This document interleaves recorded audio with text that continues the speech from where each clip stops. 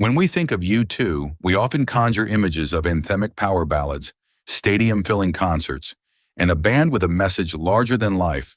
But beneath the soaring melodies and iconic stage presence lies a complex interplay of public personas and private pressures. This narrative isn't just about the music, it's about the intricate dance between who U2 appeared to be and the hidden forces shaping their public image.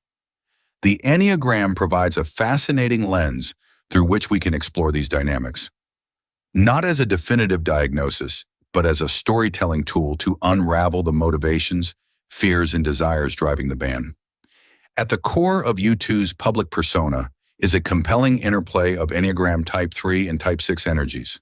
Type 3, often referred to as the achiever, is characterized by a relentless pursuit of success, image, and recognition. This drive is palpable in U2's ambitious projects and epic performances. But alongside this, there's a Type 6 dynamic, the loyalist, with its deep focus on security, support, and the need to belong. These dual forces create a tension between striving for greatness and the fear of losing connection with their audience and each other. The music industry, much like a large family system, rewards and punishes certain behaviors. For U2, the role of the socially conscious rock band was not just a mask they wore, but a role they felt compelled to embody. The industry applauds the image of the compassionate, world-changing artist, creating an environment where Bono in particular became synonymous with activism and advocacy. The pressure to consistently live up to this ideal can be a heavy burden, as the line between authentic self-expression and the audience's expectations blurs. Within the group dynamic, each member of U2 plays a distinct role. Bono, as the frontman, wields the charisma and vision of the archetypal hero, often seen as the torchbearer for the band's ideals. Meanwhile, The Edge, with his innovative guitar work, embodies the magician, transforming simple riffs into iconic anthems. Yet even heroes and magicians have shadows. Bono's public persona as the savior of the world can mask an internal struggle with self-worth, questioning whether he is truly making a difference or merely playing the part expected of him. The Edge, while pioneering in sound, may grapple with the fear of being overshadowed by the band's larger-than-life image. The audience sees the polished image, the confident performances, but beneath, the band navigates a complex web of internal and external pressures. The public mass projects certainty and purpose, yet the private reality might be one of doubt, anxiety, and the perpetual chase to stay relevant in an ever-evolving industry. Shadow integration becomes a necessary journey. For Bono and U2, the challenge lies in reconciling their public activism with the internal acknowledgement that they too are human, fallible, and sometimes unsure. The same drive that propels them to greatness can also lead to burnout when it feeds off external validation rather than intrinsic motivation. As viewers, we are invited to consider where these dynamics echo in our own lives. How often do we find ourselves caught between the roles we play and the truths we hide? Have we too worn the mask that others reward while quietly harboring a different reality within? U2's journey is not just a rock and roll story, it's a mirror reflecting the universal human experience of identity, belonging, and the pressure to conform. In the end, perhaps the most significant lesson from U2's narrative is the importance of authenticity, not just in public persona, but in the private reconciliation of who we are versus who the world wants us to be. The journey of shadow integration, embracing both light and dark, becomes the true path to freedom. As we unravel these layers, consider how these themes resonate with your own experiences. Have you ever felt like you had to become a role because people loved the role more than they understood you?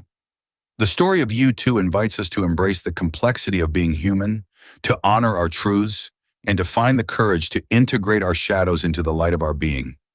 Their music, much like their journey, is a tapestry of dualities: hope and despair, exuberance and melancholy, bold declarations and whispered introspections. It's in this delicate balancing act that we find the heart of their narrative. The tension between Bono's Type 3 ambition and the band's commitment to authenticity often manifests in their creative process. Here we witness a dance of egos and ideals. Bono, with his charismatic drive, pushes the boundaries of what U2 can achieve, envisioning grand stages and larger-than-life concepts. Yet this same dynamism carries the risk of overshadowing the contributions of his bandmates, especially the Edge, whose artistic subtlety often serves as the grounding force. The Edge, often seen as the quiet, reflective counterpart to Bono's flamboyance, embodies the Enneagram Type 5's quest for understanding and innovation. His fear of being inadequate might drive him to seek solace in his meticulous craft, finding refuge in the complexity of soundscapes that transcend the ordinary. His guitar work becomes not just a musical contribution, but a profound expression of his inner world, a way to communicate what words cannot. This intricate balance between Bono's grandeur and the Edge's introspection creates a dynamic that is both complementary and at times fraught with creative tension. These interactions are not merely professional, they are deeply personal, woven into the fabric of their relationships. Larry Mullen Jr. and Adam Clayton, often seen as the stabilizing forces, bring their own psychological complexities into this mix. Larry, with the precision of a Type 1, channels his desire for integrity and order through his drumming, providing the rhythmic backbone that allows the band's more chaotic elements to soar without losing ground. Meanwhile, Adam Clayton, potentially embodying the Type 9 peacemaker, navigates the often turbulent waters of group dynamics, seeking harmony amidst discord. Together, they form an ecosystem where each member's psychological makeup influences the collective narrative. Their music, therefore, becomes a reflection of this interplay, a synergy of shadow and light, where individual struggles and triumphs are amplified on a collective scale. The public sees an iconic band, but beneath the surface lies a nuanced mosaic of personal journeys intertwining with shared ambitions. The arc of U2's career mirrors the hero's journey, an odyssey of trials and transformations. Each album, each tour, represents a cycle of departure, initiation, and return. In the studio, they confront their shadows, wrestling with creative blockages and interpersonal conflicts. On stage, they embrace their roles as mythic figures, embodying the archetype of the hero leading audiences through catharsis and revelation. Off stage, however, the reality is more complex. The external accolades and critical acclaim, while validating, can sometimes exacerbate internal insecurities. The specter of imposter syndrome looms large, the fear that the personas celebrated by millions might fracture under scrutiny. It's in these moments that shadow integration becomes not just beneficial, but essential. Accepting their vulnerabilities and imperfections allows them to remain grounded, to remind themselves that their worth is not solely defined by success or failure. For Bono, grappling with the dichotomy between public savior and private self means confronting the shadow of his own creation.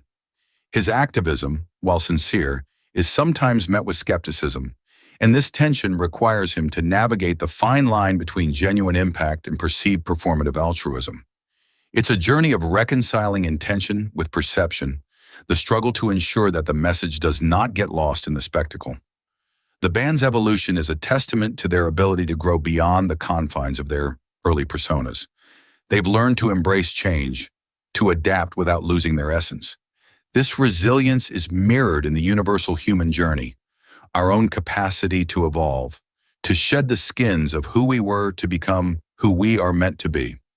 As we witness U2's unfolding saga, we are reminded of our own potential for transformation. In the broader context, their story challenges us to confront our own shadows, to acknowledge the parts of ourselves we hide from the world. It invites us to question the roles we play and to find the courage to speak our truths, even when the world demands otherwise. U2's legacy transcends music. It is a call to authenticity, a reminder that the path to true fulfillment lies not in perfection, but in the acceptance of our flawed, beautiful humanity.